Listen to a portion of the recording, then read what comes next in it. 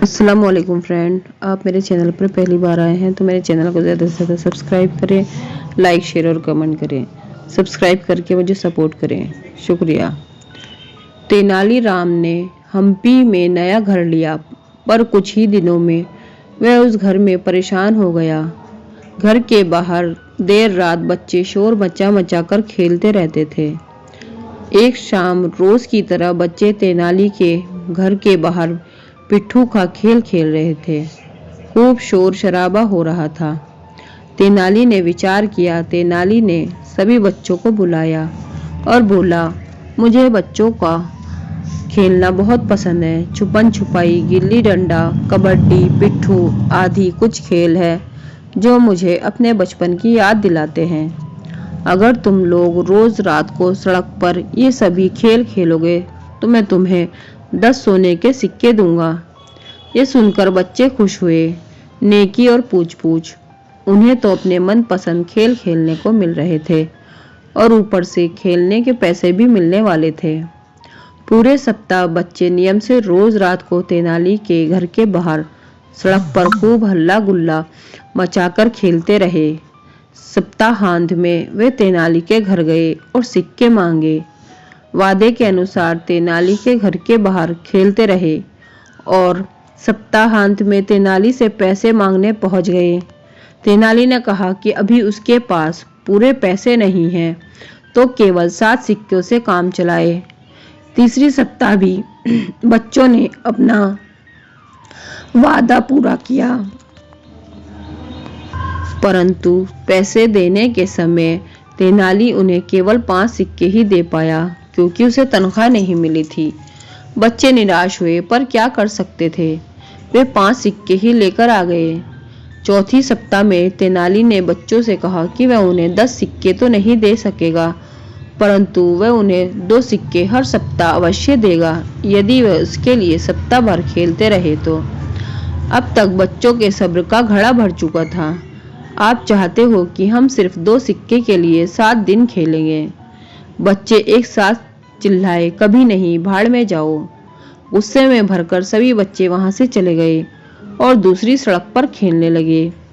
उस दिन बाद बच्चे उस सड़क पर कभी नहीं खेले और तेनाली के नए घर के आसपास शांति हो गई। हमारी हथेली पर बाल क्यों नहीं उगते? एक दिन राजा कृष्णदेवराय ने राज दरबार में तेनाली से पूछा, महाराज, अब आपके हाथ सदा गरीबों को दान दक्षिणा में देने में व्यस्त रहते हैं। रगड़ खाने के कारण आपकी हथेलियों के बाल झड़ गए हैं।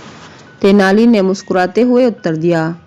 राजा कृष्णदेवराय तेनाली के उत्तर से प्रसन्न हुए, परंतु कुछ ही देर में उसके दिमाग में फिर एक प्रश्न कुलबुलाया। उन्होंने तेनाली से पूछा, अगर ऐसी बात है तो तुम्हारी हथेली पर बाल क्यों नहीं है?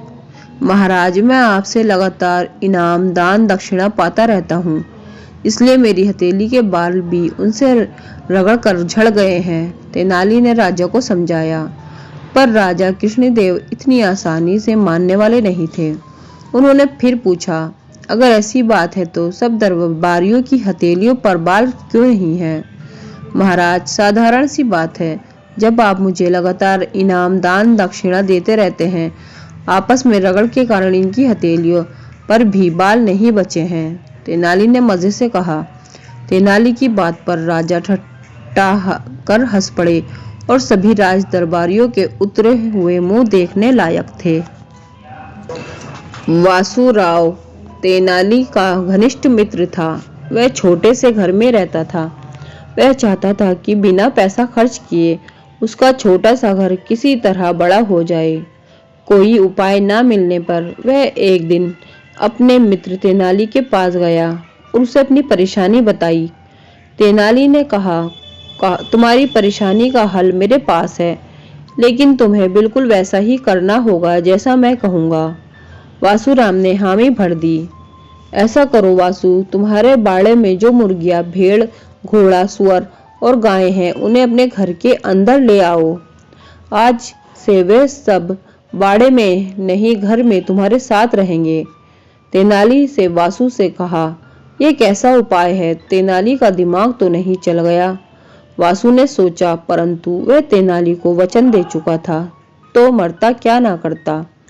तेनाली की बात पर वासु उन सभी जानवरों को अपने घर के भीतर ले गया। अब तो कमरे में हिलने की भी जगह नहीं बची थी। 2 दिन बाद वह वापस तेनाली के पास गया और अपना दुखड़ा रोने लगा। मित्र कहाँ फंसा दिया, अब तो घर में सांस भी नहीं ली जाती। घबराओ मत, घर जाकर उन सभी जानवरों को वापस उनके बाड़े में पहुंचा दो, तेनाली ने शांतिपूर्वक जवाब दिया। वासुराव तुरंत घर लौटा और उन सभी जानवरों को वापस उनके बाड़े में पहुंचा दिया। लौटकर जब वह अपने घर में घुसा तो कमाल ही हो गया। जानवरों के बाहर निकलते ही उसका घर बड़ा और शांत लगने लगा था। इस प्रकार बिना एक भी पैसा खर्च किए तेनाली ने उसकी समस्या का समाधान कर दिया था। एक बार राजा कृष्णदेव राय को काली खांसी हो गई। काफी इलाज करने के बाद भी खांसी जा नहीं रही थी। महाराज को खट्टी चीजें खाने का शौक था। वे भोजन के साथ खट्टा दही, खट्टा मट्ठा, अचार आदि मक्खन खाते थे। इन सब से उनकी खांसी बिगड़ती ही जा रही थी। वैद्यों ने राजा को कुछ दिन के लिए खट्टे भोजनीय पदार्थों से परहेज करने को कहा, ताकि उनकी दी हुई दवा अपना असर दिखा सके, परंतु राजा ने उनकी एक न सुनी। थक हार कर राजवैद्य ने दरबारी विदूषक तेनाली राम को बुलाया और उसे अपनी समस्या बताई। तेनाली ने राजवैद्य की बात सुनी और शीघ्र ही इस समस्या का समाधान करने का आश्वासन देकर चला गया। अगले दिन दरबार में आने पर तेनाली ने राजा से कहा, महाराज, कल मैं बैलामा कोंडा के जाने माने वैद्य से मिला था। उनसे मैंने आपकी खांसी का जिक्र किया तो उन्होंने उसके लिए एक इलाज बताया है। उन्होंने आपको कुछ खाने की अनुमति दी है।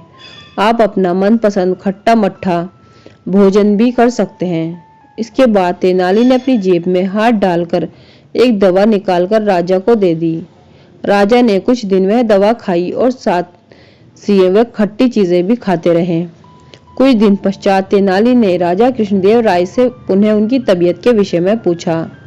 खांसी बढ़ी तो नहीं है, परंतु कम भी नहीं हो रही है, राजा ने बताया। तेनाली बोला, आप इस दवाई के साथ खट्टे भोज्य पदार्थ लगातार खा रहे हैं, इससे आपको 3 फायदे होंगे। वो क्या, राजा ने उत्सुकता से पूछा। सर्वप्रथम, इस दवा को खट्टी चीजों के साथ लेने वाले के घर में कभी चोरी नहीं होती। दूसरे, उसे कभी कुत्ता नहीं काटता। तीसरे, उसे कभी बुढ़ापा नहीं आता, तेनाली ने राजा को बताया। यह तो बड़ी अच्छी बात है, परंतु खट्टे भोज्य ये पदार्थ खाने का इन चीजों से क्या संबंध है, यह मैं समझा नहीं, राजा ने पूछा। जब कोई मनुष्य खट्टे भोजन के साथ ये दवाई खाएगा तो उसकी खांसी कभी ठीक नहीं होगी। वह दिन रात खांसता रहेगा तो उसके घर में चोर घुसने का सवाल ही नहीं उठता। खांसते खांसते एक दिन उसका शरीर कमजोर हो जाएगा तो उसे लाठी लेकर चलना पड़ेगा। उस लाठी के डर से कोई कुत्ता उसके नजदीक भी नहीं भटकेगा भी नहीं। इस प्रकार खांसी की बीमारी के चलते वह मनुष्य अपने जीवन में ही चल बसेगा तो बुढ़ापे का मुंह कहां से देखेगा। तेनाली ने महाराज को समझाया। तेनाली के शब्दों ने राजा कृष्णदेव राय को निरुत्तर कर दिया। वे तेनाली के शब्दों में छिपे गुण अर्थ को भाप चुके थे। कुछ समय के लिए ही सही, राजा ने खट्टे पदार्थों से तौबा कर ली और खांसी का सही इलाज करवाया। जल्दी ही वह बिल्कुल स्वस्थ हो गए। फ्रेंड्स, आपको कहानी पसंद आई है, मेरे चैनल को सब्सक्राइब करें, लाइक शेयर और कमेंट करें। शुक्रिया। अल्लाह हाफिज़।